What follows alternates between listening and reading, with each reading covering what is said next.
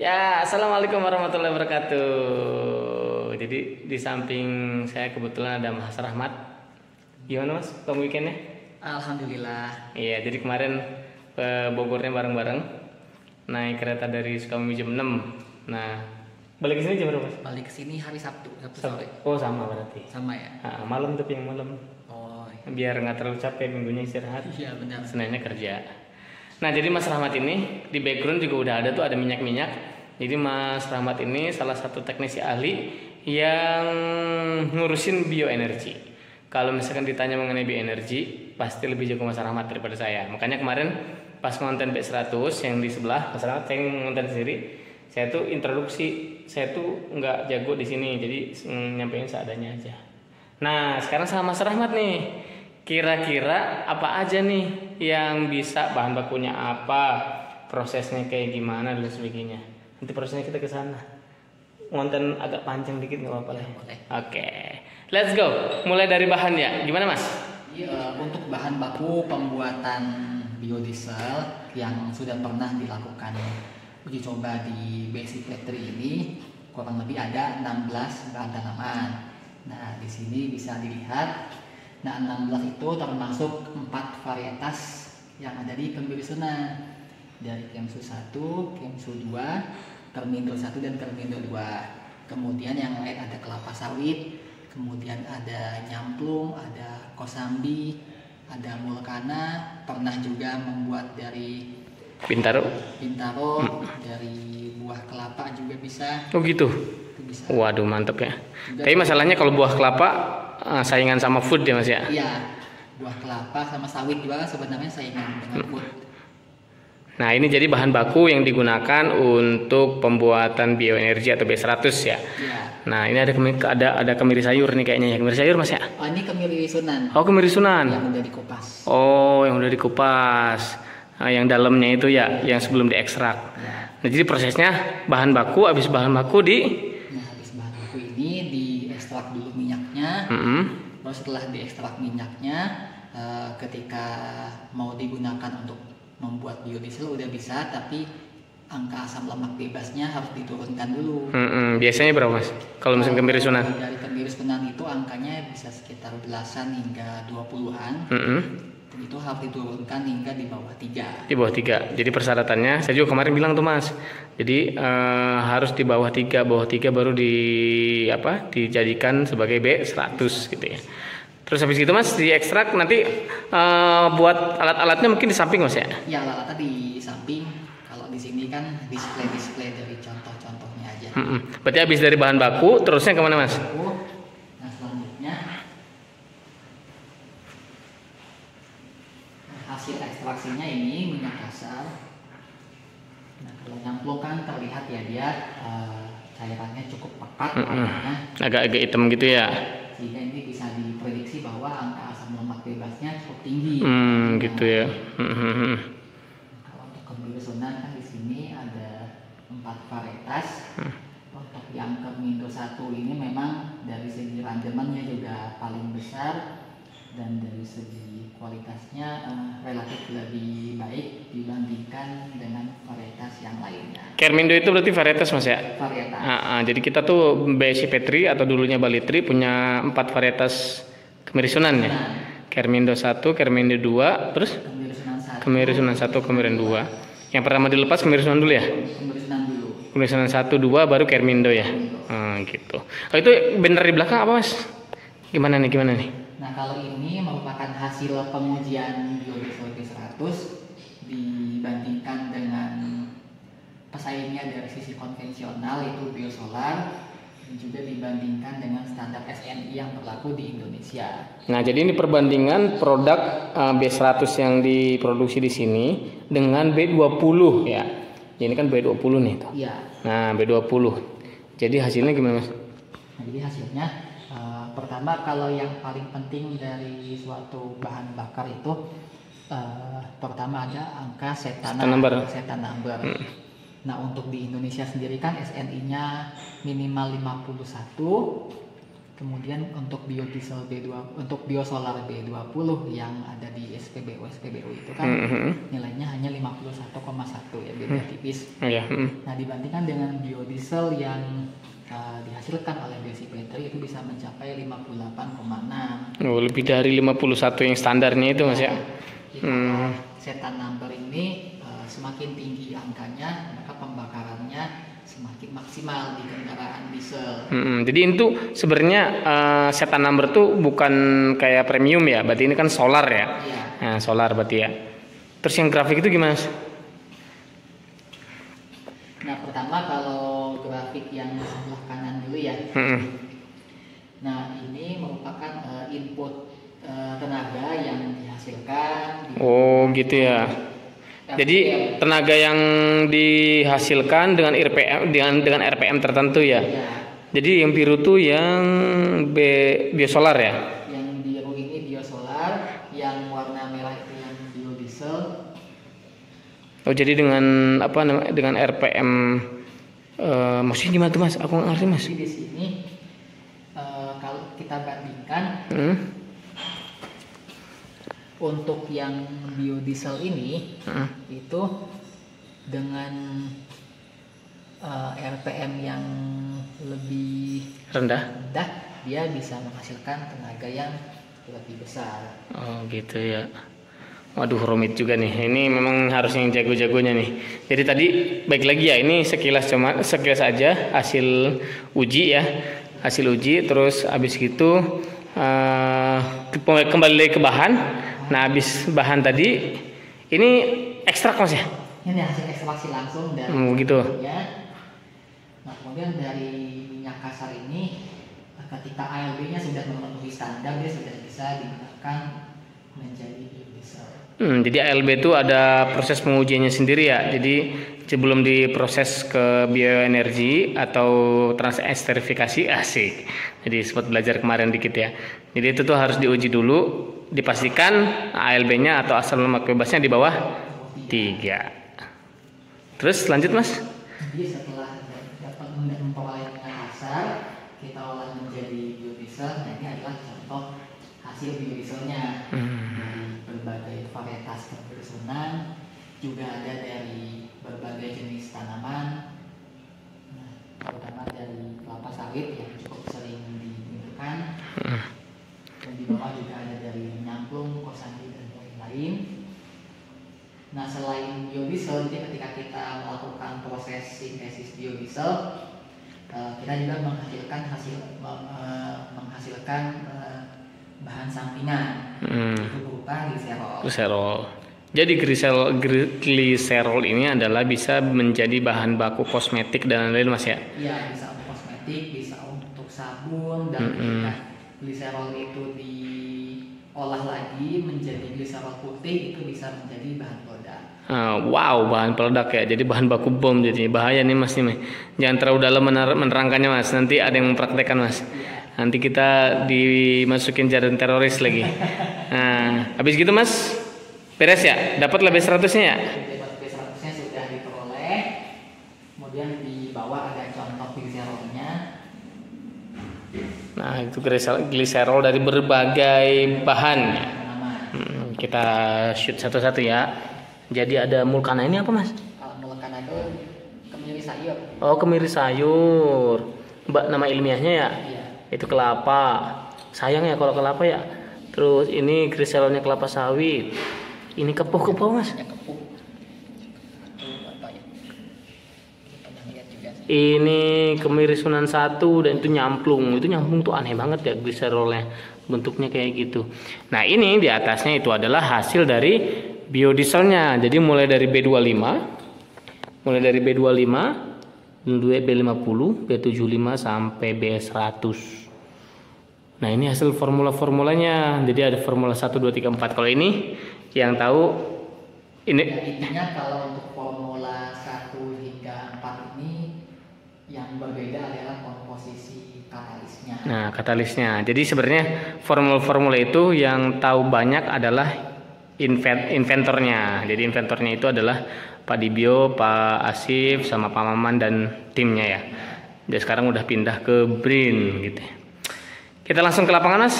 Oke. Nah, ini display, jadi semuanya display ada di sini. Nah, semuanya display ada di sini. Jadi tamu yang datang itu biasanya langsung masuk ke sini. Biasanya Mas Rahmat yang ngawal. Jadi langsung diterangkan ini prosesnya kayak gini, mulai dari tadi ya, dari bahan dulu, terus dari sini, dari sini, dari sini.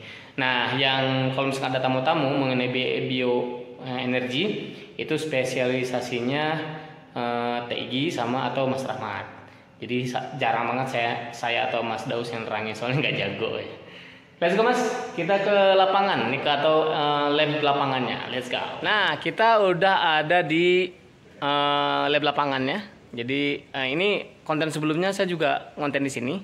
Jadi saya cuma menerangkan seadanya, setahu saya. Nah, kali ini sama Mas Rahmat nih. Jadi kita nerangin lebih detail nih. Di belakang kita ada alat-alat pengupas dan sebagainya. Nanti Mas Rahmat yang ngejelasin kayak gimana. Saya pernah kalau ini saya pernah tahu ya. Pernah tahu dia hidup. Jadi pernah dioperasikan sama Paneka. Terus tahu akhirnya gimana caranya supaya mecah buah dan sebagainya. Coba tapi Mas Rahmat aja deh yang nerangin gimana. Jadi di sini ada peralatan untuk mengolah buah kemiri Sunan. Jadi di sini khusus untuk kemiri Sunan sebenarnya. Jadi ketika tadi sudah kita lihat sama-sama buahnya seperti apa. Kemudian ketika dikupas itu kan dia ada, ketika kulit buahnya dikupas kan ada berupa cangkang yang warnanya coklat kehitaman. Nah, cangkang ini cukup keras sehingga kalau dikupas secara manual kan dia tidak efektif dan efisien. Nah, di sini kita punya mesin untuk pengupas cangkang, dan mesin ini memiliki kapasitas 100 kg per jam dan cara mengupasnya cukup mudah. Cangkang kemiri Sunan tadi kita masukkan saja ke dalam hopper, kemudian di dalam ini ada mekanisme roller, jadi ada Dijepit gitu ya, kayak dijepit gitu ya. Ada roller yang bergerak dan ada yang diam. Dijepit sehingga dia terpecah dan keluar lewat bawah ini. Nah, di rak yang di bawah ini atau di conveyor ini akan kita Goyang-goyang. ayak dan goyangkan sehingga harapannya kernel yang sudah terkupas dia akan tetap di atas, kemudian digerakkan ke luar untuk ditampung.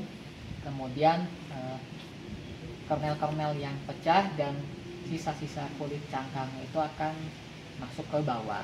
Jadi kernel itu adalah bagian dalam dari kemiri Sunan yang warna putih ya. Warna putih. Nanti di konten saya sebelumnya itu saya review mengenai kemiri Sunan. Nah, jadi kernel itu yang bagian putih yang habis kita pecah di dalam kulit yang keras, itu namanya kernel ya Mas ya. Habis gitu terpisah Mas ya. Setelah terpisah, kita kumpulkan kernelnya dan sebenarnya walau untuk kulit cangkangnya juga masih bisa dimanfaatkan. Sebagai untuk? Pertama bisa untuk bio briquette, nanti mantap ya. Kombinasikan lagi dengan bungkilnya. Dan juga bisa digunakan untuk pupuk. Jadi bungkil itu adalah cangkang paling luar. Kalau salah ya? Bungkil itu sisa pengepresan kernel. Oh, bungkil itu kalau misalkan yang kernel yang putih tadi dipres, sisanya baru namanya bungkil ya? Ya. Oh ya. Tuh kan saya nggak tahu kan jadinya kan, makanya nanya ya. Jadi setelah kernelnya keluar dari sini, kita pindahkan ke sini. Nah ini ngepres ya? Ya, ini alat pengepresan. Nah, untuk mesin ini namanya adalah mesin screw extruder karena dia mekanismenya ketika si kernel tersebut dimasukkan ke dalam sini, pertama kita press dulu menggunakan screw. Nah, screw itu kan ulir ya artinya. Kita press, kemudian di dalamnya itu ada alat extruder. Di sini kita tekan dengan tekanan tinggi sambil diputar menggunakan motor listrik juga sehingga nanti minyaknya akan keluar. Diperas ya. Diperas. Jadi si itu masuk ke sini, terus nanti itu kita putar Mas ya, yang itu. Nah, nanti kan jadi ngepres. Ya. Nah, dari ngepres itu baru nanti si minyaknya akan keluar dari sini Mas ya. Ya, dari sini. Jadi selain diputar dari sini, di sini juga diputar juga menggunakan motor listrik ya, tekanan presnya lebih kuat dan nanti minyaknya akan keluar dari sini. Randemennya berapa mas? Nah untuk randemen di sini tergantung dari randemen varietas. Oh gitu. Ya, Paling tinggi berapa? kalau paling tinggi itu kan 53 hingga 56% untuk varietas Kermindo 1. Jadi 53 itu dari yang ada cangkangnya atau cangkang dari buah atau yang udah tinggal cangkangnya itu? 53 itu dari kernel. Lalu dari kernel. Oh, berarti kalau misalkan 100 kilo kernel akan menghasilkan kurang lebih 53 liter. Iya, 53. Jatuhnya 53 kilo. 53 Kilo. hingga Oh, tetap kilo ya? kilo. Oh, oke. Perbandingannya berat ke berat. Oh, gitu. Nah, ini dia alatnya yang buat ngepres. Habis ngepres, kalau misalkan kita produksinya dalam jumlah yang banyak, kita langsung ke Nah, pertama ke tangki yang di sebelah sana. sana ya. Ya, Nah, tangki itu sebagai ada tulisannya kemarin ya, saya yang ini apa? Itu tangki bahan baku.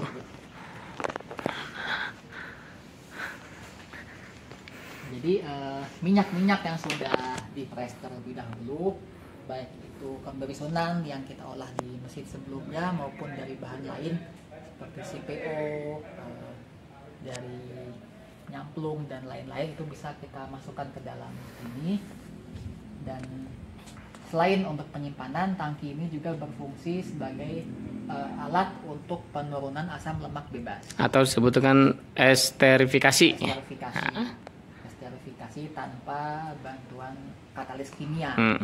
Biasanya kalau kimia pakai apa? Asam sulfat mas? Kimia sebenarnya secara luas bisa menggunakan katalis asam dan katalis basa.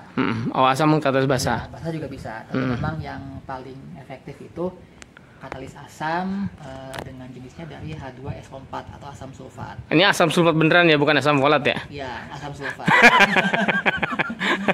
Ini asam sulfat ya, karena ini menurunkan asam lemak bebas gitu.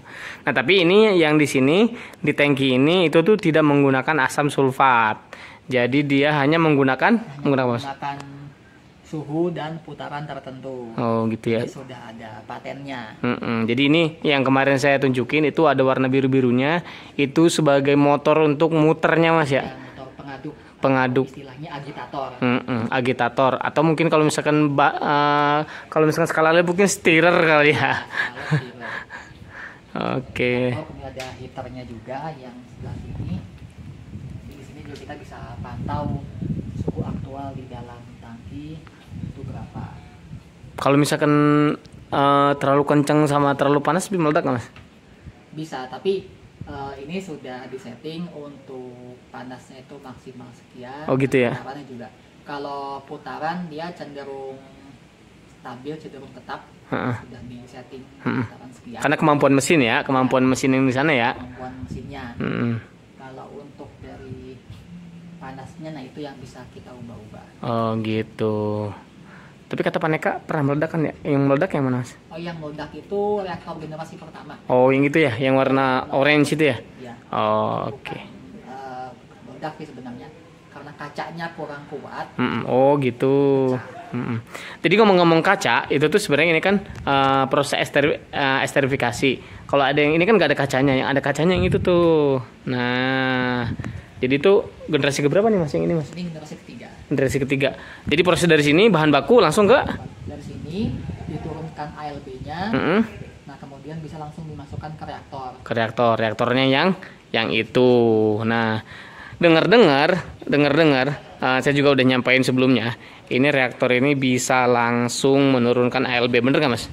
Nah ini mas, jadi gimana mas bisa nurunin ALB mas? Ini berarti bisa dua ya prosesnya. Jadi sawit B100 itu ada proses esterifikasi untuk menurunkan ALB, ada proses trans esterifikasi yang tadi ALB-nya sudah di bawah 3 itu menjadi B100 mas ya.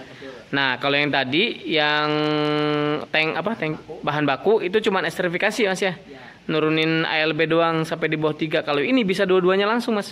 Bisa, jadi di sini bisa melakukan proses esterifikasi untuk penurunan asam lemak bebas hingga di bawah 3. Dan juga bisa melakukan proses trans esterifikasi untuk pembuatan B100. Jadi gimana mas? Maksudnya kalau misalkan di lab kan skala lab ya karena masing-masing terpisah jadi mudah gitu maksudnya. Oh, prosesnya segini udah selesai. Kalau misalkan ini kan satu tangki nih, gimana nih maksudnya bisa langsung 2 proses kayak gitu?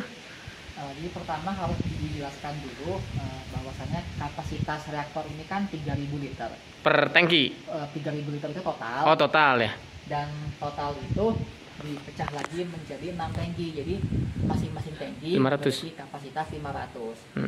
Nah, kenapa dibuat seperti itu? Karena apabila kita punya bahan melimpah yang mencukupi untuk proses 3.000 liter, kita bisa buat langsung di 6 tangki. Tapi ketika kita memiliki bahan di bawah itu, katakanlah hanya 1.000 liter, kita cukup menggunakan 2 tangki.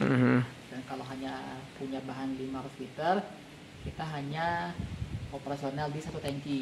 Jadi misalkan kita punya 1.000, berarti otomatis yang dipakai cuma 2 ya? Hanya 2. Nah, 2 esterifikasinya berarti langsung dihidupin Bukan di tangki yang sama. Jadi begini, untuk perbedaan esterifikasi dan transesterifikasi itu kan dia pengaruhnya ada pada spesifikasi pemanas dan di agitator di tangkinya. Oh gitu. Jadi suhu yang berbeda ya antara antara esterifikasi sama transesterifikasi. Dan putarannya juga berbeda. Oh gitu. Makanya bisa jadi 2. Ya. Jadi kalau misalkan caranya ngeluarin gliserolnya gimana, Mas? Nah, untuk pengeluaran gliserol, pertama kan kita ketika proses pembuatan biodiesel sudah selesai, di sini kan nanti khususnya ketika selesai tahap transesterifikasi, nanti kan dalam kaca ini terlihat ada 2 lapisan. Iya. Yang atas itu biodiesel, Yang bawahnya gliserol. Ketika batasnya sudah jelas, itu bisa kita buang hingga batas tersebut habis. Buangnya bisa lewat keran yang ada di bawah. Berarti tinggal buka aja itu ya. Saja. Sampai B100-nya ikut keluar ya. Iya, itu bisa diperkirakan juga. Nah, untuk di sini kan ada 1 tangki yang sudah memiliki ukuran berupa volume.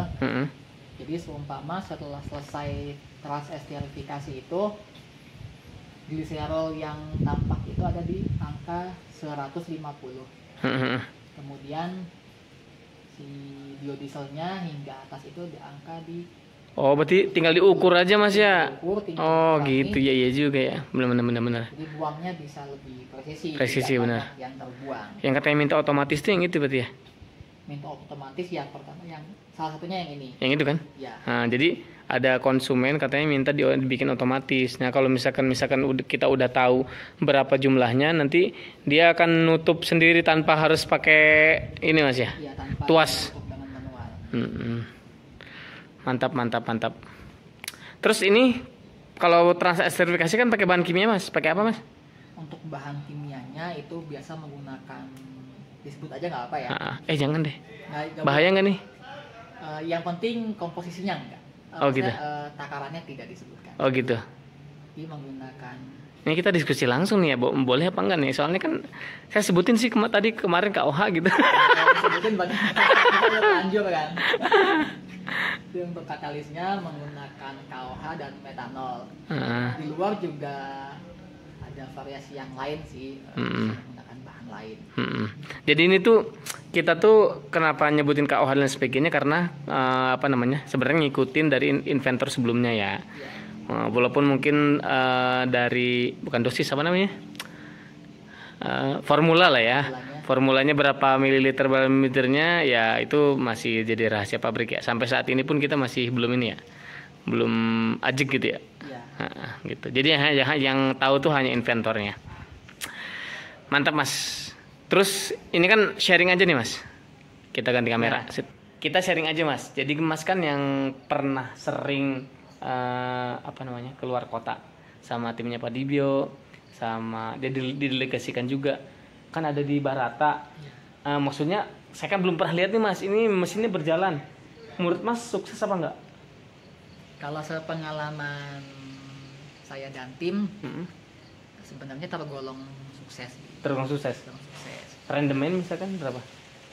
Hanya saja dari 3 kali pengetesan yang saya ikut melaksanakan, itu memang dari segi rendemen belum mencapai, tapi ada beberapa faktor yang memang penyebabnya itu bukan dari reaktornya. Bukan dari reaktornya. Jadi saya pernah dapat cerita bahwa rendemen yang nggak tercapai itu dari bahan baku dan sebagainya, kayak gitu Mas ya. Ya. Dan itu memang bukan dari reaktornya. Jadi kalau saya sebelumnya bilang Mas, jadi saya belum pernah ngelihat ini beroperasi. Jadi saya sedikit meragukan, maksudnya gimana sih prosesnya dan sebagainya. Tapi ini maksudnya sukses ya di Barata ya? Iya, di Barata bisa dilaksanakan dengan baik. Menghasilkan B100. Menghasilkan B100. Khususnya ketika bulan November itu kan ada agenda commissioning dengan jajaran direksi dan komisaris PT Barata, juga dengan direksi dari perusahaan yang memesan reaktor ini. Dan itu disaksikan biodiesel B100 yang dihasilkan dari reaktor ini diuji cobakan ke langsung dalam ya? traktor. Oh gitu. Nah jadi ini tuh sebenarnya sedikit bocoran ya. Jadi Minamas itu beli reaktor. Tadi ada beberapa klausul yang mereka mungkin sama Barata itu harus dipenuhi. Ya kita terlibat. Jadi Mas Rahmat ini tim teknis yang ahli di bidangnya. Jadi didelegasikan sama kantor. Ya. Tapi sukses ya. Alhamdulillah. Dari segi operasional dan sebagainya. Dari segi operasional, secara teknis bisa dibilang berhasil. Kalau menurut Mas worth nggak kalau misalkan ini tuh jadi inovasi yang harus dikedepankan gitu maksudnya?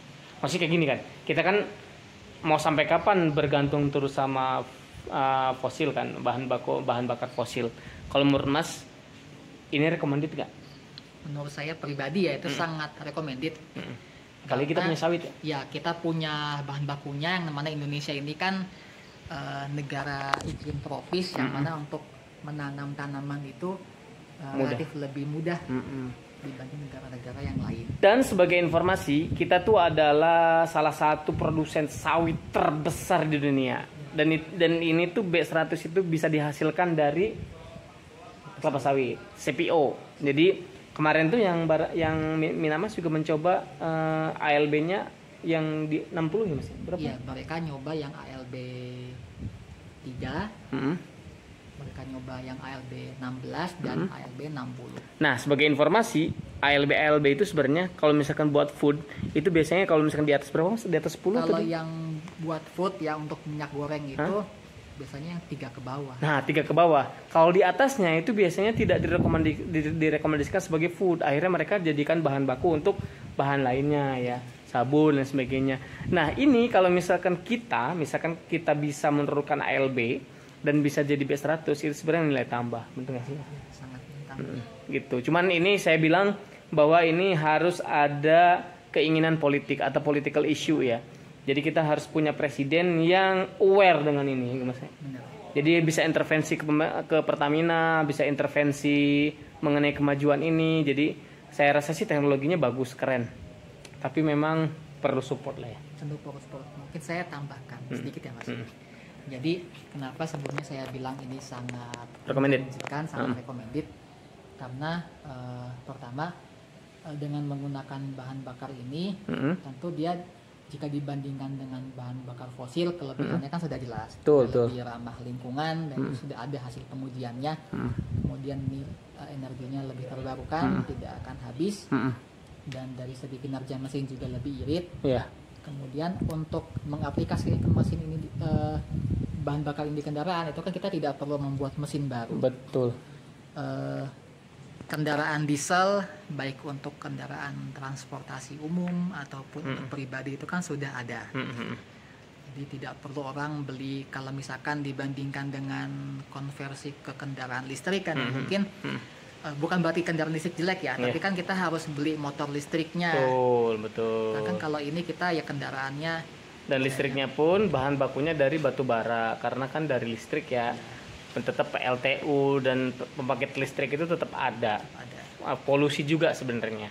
Nah kalau misalkan pakai ini itu bisa ya walaupun memang masih ada polusi ya, Tapi kan kalau misalkan regulasinya diatur, spesifikasinya lebih tinggi, bisa Euro 5 segala macam kan bisa lebih ini Mas. Bisa lebih ramah lingkungan lagi. Intinya sebenarnya kalau misalkan memang yang berwenang ya kita makan orang lapangan ya, yang berwenang itu punya punya andil untuk memajukan teknologi ini, kayaknya memang pesat nih. Kita nggak perlu Arab Saudi. Kita nggak perlu Qatar ya. Kita nggak perlu negara-negara Arab untuk membeli minyak. Dan memang resikonya adalah kalau misalkan kita tidak lagi membeli minyak dan mengedepankan teknologi ini, otomatis tidak ada lagi tuh broker-broker. Itu dia yang kenapa susah Mas. Politik nih ngomongnya jadinya. Nggak boleh kita ya. Close aja ya. Oke, makasih banyak Mas Rahmat udah menerangkan mengenai bioenergi atau B100. Makasih Mas Rahmat waktunya. Sama-sama. Nanti tayang insya Allah hari Sabtu lah. Oke, dadah. Makasih Mas Rahmat. Assalamualaikum warahmatullahi wabarakatuh. Background dulu Mas. Background dulu Mas. D3-nya apa? Saya D3-nya teknik mesin. Teknik mesin. Nah, tapi bisa B100 ya, berkat ketekunan. Dadah. Assalamualaikum warahmatullahi wabarakatuh. Waalaikumsalam warahmatullahi wabarakatuh.